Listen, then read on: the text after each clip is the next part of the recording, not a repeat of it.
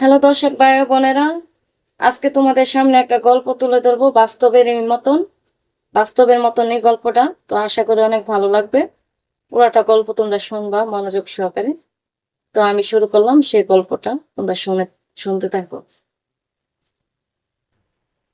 আগের দিনে অনেক রাত্রে কিন্তু বিয়ে শাদী হইতো ছেলে মেয়েদের।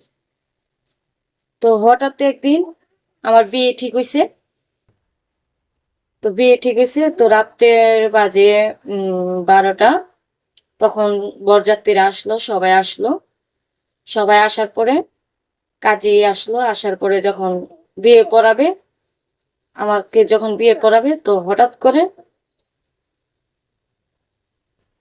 বিয়ে পড়াবে যখন কাজে আসলো, বিয়ে করাবে এই মুহূর্তে 10 মিনিট আগে ডাকাতের গ্রুপ ঢুকে গেছে। ঢুকে সবার মাথায় মাথায় বন্দুক পিস্তল ধরে